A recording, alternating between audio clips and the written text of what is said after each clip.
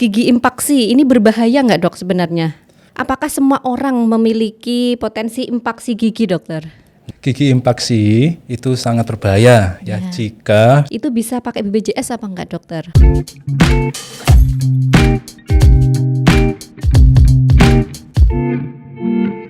Assalamualaikum warahmatullahi wabarakatuh. Waalaikumsalam warahmatullahi wabarakatuh. Ya. Halo Sobat RSAM, jumpa lagi dengan saya Delatun Nikmah di Podcast Alman yang penuh dengan informasi, inovasi, dan promosi. Nah, pada episode kali ini saya tidak sendiri, ditemani oleh narasumber hebat kita kali ini, yaitu Dr. Gigi Saifullah Amri, spesialis bedah mulut dan maksilofasial, Magister Kedokteran Klinis. Ya, halo, apa kabar Dr. Amri? Halo. Ya. Gimana kabarnya dokter? Alhamdulillah baik. Alhamdulillah.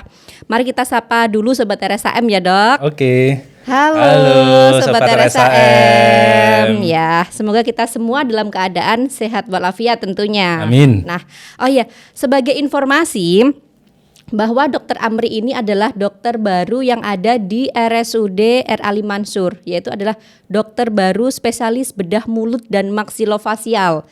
Dan Dr. Amri ini bertugas di Poli Gigi. Anda bisa bertemu langsung di Poli Gigi setiap hari Senin, Selasa, dan Rabu setiap pukul 8 sampai dengan selesai ya. Dan ini dok, sebelum dimulai boleh dong kita perkenalan terlebih dahulu dokter. Oke. Nah, Dr. Saifullah Amri ini mengambil spesialis bedah mulutnya di mana dokter? Saya sekolah spesialis bedah mulut dan maksilofasialnya di Universitas Airlangga. Kemudian juga mengambil Magister Kedokteran Klinik juga di kampus yang sama. Yang sama. Ya. Kemudian ini kira-kira sudah menikah atau masih single nih dok? Sudah tentunya ya, sudah menikah dan dititipi 3 anak ya. 3 putri semua? Putri 1, 2 putra. Oh, sudah lengkap nih ya. Oke, terima kasih dokter atas perkenalannya ya. Dan untuk kesannya nih dok, kesan pertama kali berada di RSAM gimana nih dok, kesannya di RSAM? Ya, alhamdulillah Mbak Nimah, ya saya sangat senang sekali di RSAM ini karena rumah sakit ini sangat berkembang ya. Betul. Untuk melayani masyarakat di area Tuban bagian barat tentunya dan sekitarnya, ditunjang pula dengan karyawan, staf dan dokter spesialis yang sangat peduli dan ramah. Ya. Pada Tentunya masyarakat. sangat strategis ya dok ya, karena sekali. ini Tuban bagian barat sudah ada RSUD ya. Ya, betul. Ya, kemungkinan akan berkembang pesat lah, apalagi ditambah ada dokter spesialis bedah mulut dan maksilofasial. Ini akan sangat membantu menjawab tantangan yang ada di masyarakat Tuban dan sekitarnya pastinya dok ya. Siap, insya Allah. Oke, Sobat RSAM, mungkin ada pertanyaan nih ya. Tema podcast kali ini ya, biasanya ada yang nanya nih, kira-kira podcast ini temanya apa nih? Nah ya, podcast kali ini kita akan membahas tentang bahaya impaksi gigi bungsu. Sebelum dimulai nih, saya ingatkan terlebih dahulu untuk jangan lupa subscribe, like, komen, dan share sebanyak-banyaknya agar mendapatkan informasi yang bermanfaat ya. Dan Sobat RSAM, mendengar kata gigi bungsu, biasanya orang-orang langsung nih tertuju pada rasa nyeri, gigi yang tidak keluar dari gusi, atau bahkan operasi. Nah, memang tidak sedikit orang dewasa yang mengalami masalah kesehatan pada gigi bungsunya. Nah, gigi bungsu umumnya tumbuh ketika usia remaja. Lalu apa masalahnya? Benarkah gigi bungsu yang tumbuh harus selalu berujung pencabutan? Nah, Sobat Podcast, kali ini kita akan mengupas tuntas seputar bahaya impaksi gigi bungsu. Nah, kita mulai pertanyaannya ya dok ya. Oke. Apa yang dimaksud dengan gigi bungsu itu dokter? Oke, gigi bungsu adalah gigi geraham yang paling terakhir tumbuh. Jadi kita itu punya 3 gigi geraham ya, 1, 2, 3. Nah, gigi geraham yang ketiga ini yang tumbuh paling belakang ya, biasanya muncul pada usia remaja sampai umur 25 tahun. Seperti itu. Tumbuh di usia remaja sampai 25 tahun, gigi yang paling belakang ya dok ya. Nah, kemudian impaksi gigi. Apa itu impaksi gigi dan penyebabnya itu apa dok? Untuk impaksi gigi itu. Oke, jadi impaksi gigi menurut Peterson dalam bukunya Oral and Maxillofacial Surgery itu merupakan gigi yang tidak sempurna dalam untuk tumbuhnya atau kegagalan tumbuh yang tentunya disebabkan oleh berbagai faktor. Ya, faktornya apa saja dokter? Nah, paling banyak penyebabnya adalah kurangnya ruang dalam rahang manusia kita sehingga menyebabkan gigi bungsu tidak bisa sempurna tumbuh. Biasanya kondisinya itu dia miring atau kondisinya giginya tidur atau bahkan ada yang giginya tidak tumbuh sama sekali yang bisa menyebabkan berbagai masalah di situ. Ya. Oke, itu tadi impaksi gigi dan penyebabnya ya Sobat RSAM. Kemudian apakah semua orang memiliki potensi impaksi gigi dokter? Nah, untuk impaksi gigi ya itu tidak semuanya terjadi pada manusia. Ya, menurut penelitian hanya sekitar 60% yang gigi bungsu menyebabkan impaksi. Yang selainnya itu ada giginya sudah tumbuh sempurna dan bahkan ada yang tidak tumbuh gigi bungsu tersebut. Ada yang tidak tumbuh ya dok ya. Betul. Apa saja nih dok gejala dikatakan impaksi nih giginya mengalami impaksi gigi bungsu? Gejalanya biasanya seperti apa dokter itu? Untuk gejalanya paling banyak itu dia terasa tiba-tiba nyeri di gusi paling belakang. Ya, kita tidak tahu, maksudnya sebelumnya nggak ada gigi lubang, tapi tiba-tiba nyeri di gusi seperti itu. Kemudian juga kadang saat mengunyah itu terasa mengganjal, karena kan ada mau tumbuh seperti itu, nyundul seperti itu ya. Jadi kelihatan seperti mengganjal. Bahkan ada yang dia sering tergigit, sehingga bisa menyebabkan sariawan. Itu karena dia tergigit sama gigi atasnya, seperti itu. Bahkan pada kasus tertentu itu bisa bengkak gusi sekitarnya ini sehingga bisa menyulitkan untuk buka mulut, bahkan bisa menyebabkan sakit gigi, cenut-cenut seperti itu. Biasanya gitu dok, rasanya sampai cenut-cenut ada gitu kan. nyanyiannya loh Kak itu ya. Gimana dok? Lebih baik sakit hati daripada sakit. Iya betul. Ini gitu. Betul banget. Nah, kira-kira kalau gigi impaksi ini berbahaya nggak dok sebenarnya? Apakah harus segera ditangani atau gimana dokter? Nah, gigi impaksi itu sangat berbahaya ya jika sudah menimbulkan gejala klinisnya ya tentunya ya. Jadi gini, gigi bungsu kan mau tumbuh ya, untuk tumbuh kemudian naik ke atas dia akan terbuka di gusi sehingga nanti ada celah antara gusi sama gigi. Nah, celah itu akan disukai ya menjadi tempat kuman ya, kuman-kuman untuk berkumpul rapat ya, semuanya nongkrong-nongkrong kayak kita juga ya. Iya, suka nongkrong. Betul, nongkrong ke situ ya. Ditunjang nanti ada sisa makanan.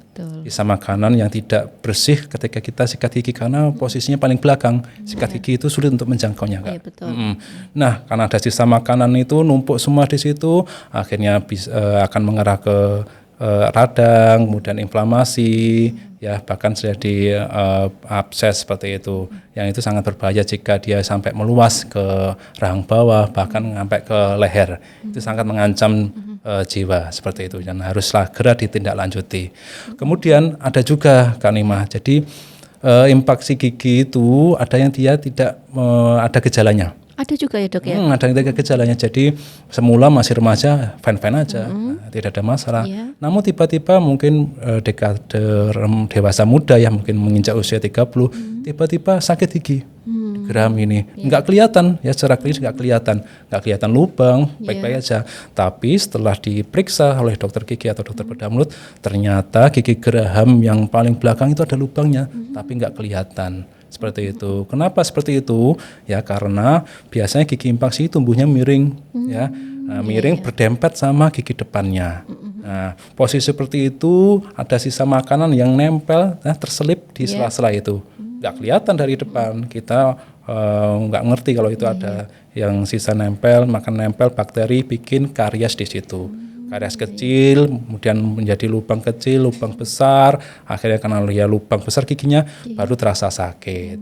Kalau terasa sakit itu ya lubang sudah besar, gigi yang impaksi sama gigi geram depannya itu, dan nanti ujung-ujungnya dicabut dua-duanya, sangat rugi sekali. Jadi harus dicabut ya dok ya? Itu harus penyebab, nanti gigi impaksi gigi bungsu seperti itu harus diambil seperti daripada nanti bikin masalah di belakang hari. betul. Jadi harus dicabut ya Sobat RSAM. Jadi apabila Sobat RSAM di sana di rumah, kalau misalkan kok giginya sering sakit, kalau dilihat kok nggak kelihatan nih giginya, misalnya nggak ada lubang, nggak ada apa, misalkan langsung aja ke Poli Gigi RSAM, nanti ketemu langsung dengan Dokter Gigi Amri ya. Buka setiap Senin sampai dengan Rabu jam 8 sampai dengan selesai ya.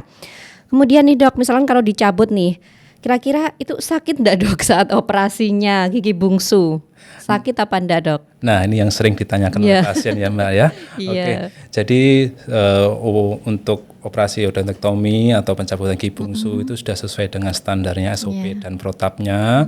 Jadi kita mempersiapkannya Mbak Nima ya. Kita siapkan semuanya, mulai dari persiapan pasien, kondisi umum ya, semuanya. Kemudian untuk durasi operasinya juga kita siapkan, termasuk untuk meminimalkan rasa nyeri. Tentunya kita lakukan pembiusan dulu ya.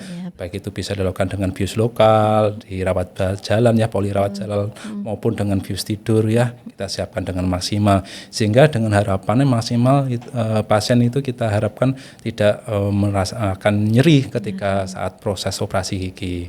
Dan kemudian juga setelah operasi kita juga manajemennya, manajemen nyeri juga kita laksanakan gitu, dengan pemberian obat dan terapi, sehingga harapannya pasien nyaman baik itu sebelum operasi, saat operasi, dan setelah operasi. Jadi dipastikan aman ya Dok, untuk operasi cabut giginya ya.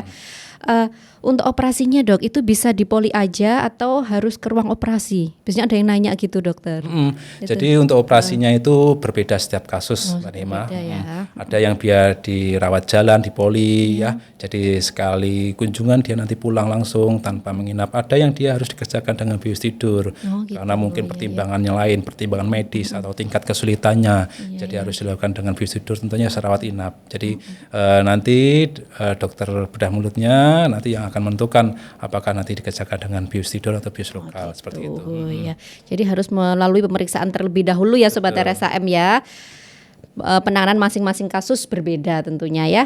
Dan ini Dok, untuk operasi pencabutan impak gigi bungsu yang impaksi tadi ya, itu bisa pakai BPJS apa enggak Dokter? Nah tentunya di RSAM ini, RSUD Ali Mansur sangat bisa sekali Kak Nima, bisa sekali dengan menggunakan BPJS, dan itu sangat membantu masyarakat kita juga agar nanti pasien juga bisa operasi tanpa, atau pengambilan gigi tanpa memikirkan biaya ya. Betul, seperti itu. Jadi bisa terjangkau oleh semua kalangan masyarakat seperti itu. Jadi bisa pakai BPJS ya Sobat RSAM. Dan bagi pasien BPJS misalkan mau periksa di Poli Gigi di RSAM yang BPJS harus minta rujukan terlebih dahulu ya Dokter ya. Betul. Minta rujukan ke Vaskes 1 ya. Ke Vaskes 1-nya mana, kemudian baru mendaftar ke Poli Gigi di RSAM. Nanti BPJS-nya bisa tercover, bisa digunakan gitu ya. Baik Dokter, mungkin ini di luar topik ya Dokter, di luar tema. Ini ada beberapa kasus nih di IGD.